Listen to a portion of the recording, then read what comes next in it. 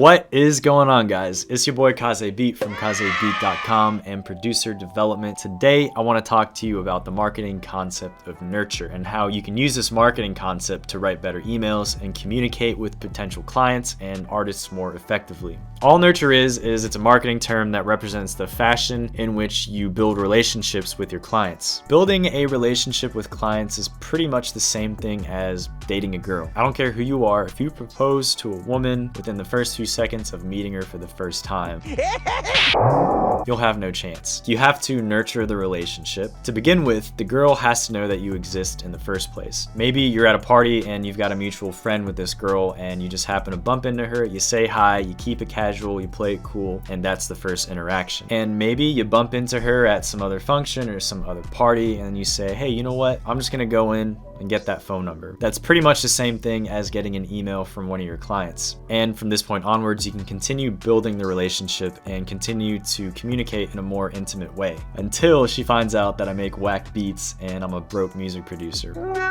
I think the problem that a lot of producers have in the beginning, including myself, is jumping directly from that point of somebody not knowing who you are at all into trying to sell beats or trying to sell your product to them without nurturing the relationship at all. Think of it as like going from step 1 all the way to step 10 without touching any of the steps in between. This concept is pretty basic, right? It's like relationships in life 101, but I think we tend to get disconnected when it comes to email and DMs and everything on social media because it's simply not the same as interacting with somebody one-on-one, face-to-face, that sort of thing. It's always important to remember that there is a person on the other side of the screen that you're talking to. So what I want to do next is just draw out this little diagram to try to visualize the concept of nurture a little bit better.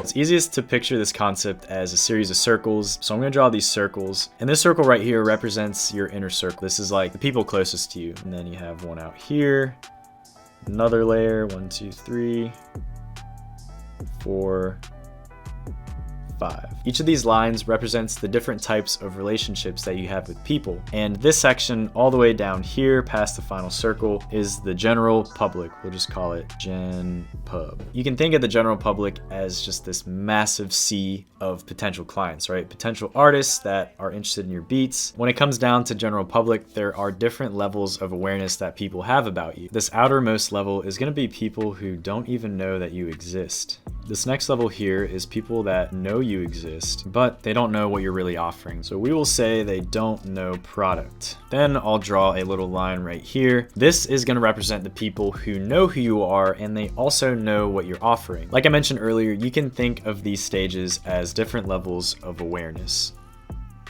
So I'll write awareness all the way down here.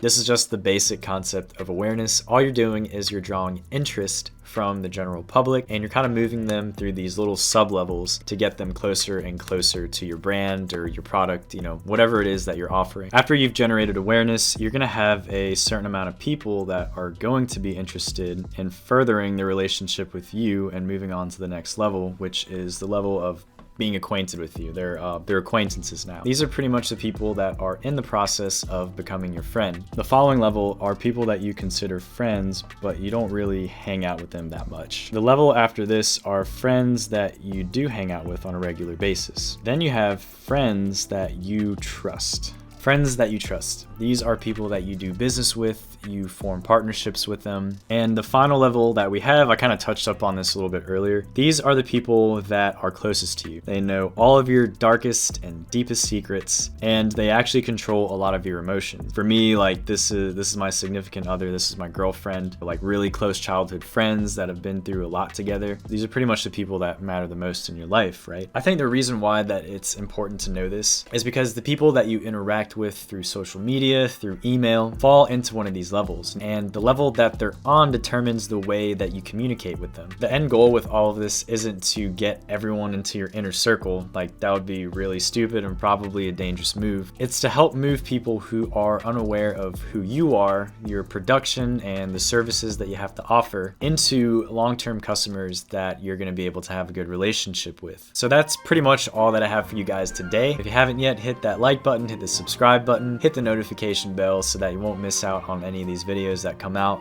If you really like the video, you can follow me on IG at KazeBeat. You can also find me on YouTube under the same name, KazeBeat. If you got to this point of the video, just know that I really appreciate you, and I'll be seeing you soon. Peace.